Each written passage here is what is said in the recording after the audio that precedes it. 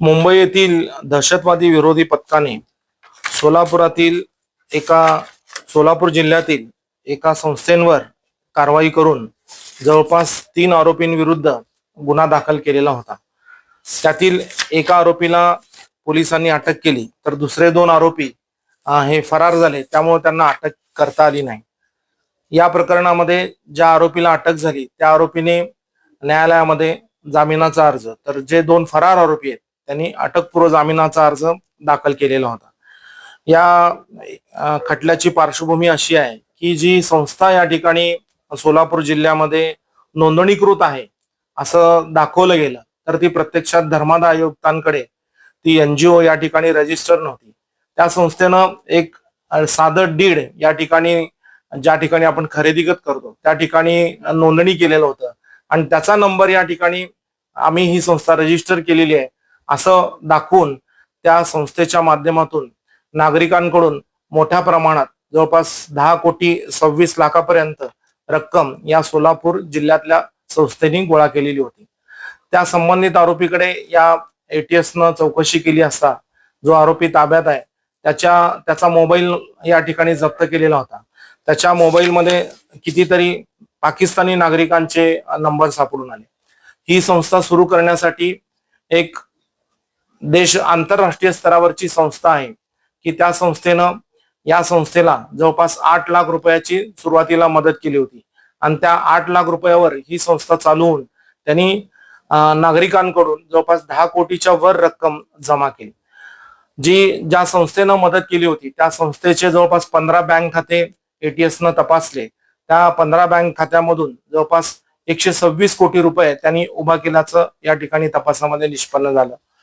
जवळपास त्या संस्थेच्या काही सदस्यांकडे जवळपास 70च्या पुढे पाकिस्तानी नागरिकांचे नंबर असल्याचं आढळलं। पाकिस्तानी नागरिकांचे व्हॉट्सअप ग्रुपला या संस्थेनं जॉईन केल्याचं आढळलं। सोलापूर जिल्ह्यामध्ये जी संस्था होती त्या संस्थेच्या पदाधिकाऱ्यांकडे जवळपास 50 पाकिस्तानी नागरिकांचे नंबर आढळले। याच्यावरून या संस्थेनं जो काही बोगस रजिस्ट्रेशन नंबर दाखवलेला आहे, मग त्यांनी त्याद्वारे धर्मादाय आयुक्तांची या ठिकाणी फसवणूक केलेली आहे, त्या ऑफिसची फसवणूक केलेली आहे। त्यानंतर हा नंबर वापरून त्यांनी इन्कम टॅक्स डिपार्टमेंटमध्ये एटीजीचं सर्टिफिकेट असेल किंवा पॅन कार्ड असेल अशा वस्तू त्या ठिकाणी त्यांनी मिळवलेल्या होत्या। त्याच पद्धतीनं केंद्र सरकारचं एक पोर्टल आहे, त्या पोर्टलवर देखील या ठिकाणी त्यांनी रजिस्ट्रेशन केलेलं होतं। अशा पद्धतीनं त्यांनी शासनाची देखील मोठ्या प्रमाणावर या ठिकाणी फसवणूक केलेली आहे। याची माहिती एटीएसला लागल्यानंतर त्यांनी या पद्धतीने याचा तपास केला आणि तपास करून या तपास सुरू असताना एक आरोपी अटक झाला।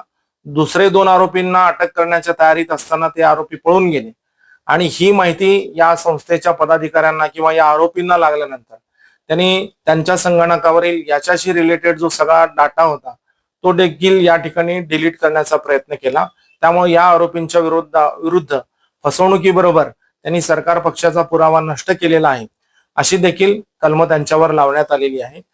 सदर आरोपींनी जो पैसा या ठिकाणी उभा केलेला आहे एनजीओच्या माध्यमातून, त्यांनी व्हॉट्सअप ऍपद्वारे या ठिकाणी लोकांना देणगी देण्यास प्रवृत्त केलं आणि त्या माध्यमातून हा पैसा गोळा केला। निश्चितच या संघटनेचे जे काही पदाधिकारी असतील, अध्यक्ष, उपाध्यक्ष आणि सचिव, यांच्यावर सुरुवातीला या ठिकाणी गुन्हे दाखल झालेले आहेत। या लोकांनी याचा उपयोग हा निश्चितच यांची कनेक्टिव्हिटी ही या पाकिस्तानच्या नागरिकांची असल्यामुळं, पाकिस्तानच्या लोकांची असल्यामुळं, काही आंतरराष्ट्रीय दहशतवादी संघटनांच्या संदर्भात असल्यामुळं निश्चितच या पैशाचा उपयोग देशविघातक कृत्यांसाठी या लोकांनी केला जाऊ शकतो यांच्याकडनं, किंवा केलेला पण असेल, त्याचा तपास अद्याप सुरू आहे।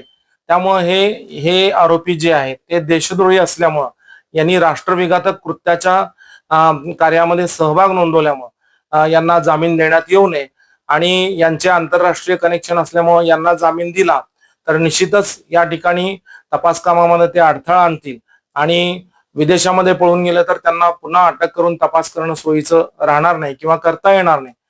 त्यामुळं त्यांचा एका आरोपीचा जामिनाचा अर्ज तर दुसऱ्या 2 आरोपींचे अटकपूर्व जामिनाचे अर्ज फेटाळण्यात यावे अशी आम्ही न्यायालयाला विनंती केली आणि न्यायालयाने आमचा युक्तिवाद ग्राह्य धरून 3 आरोपींचे जामिनाचे अर्ज न्यायालयाने फेटाळून लावलेले आहेत.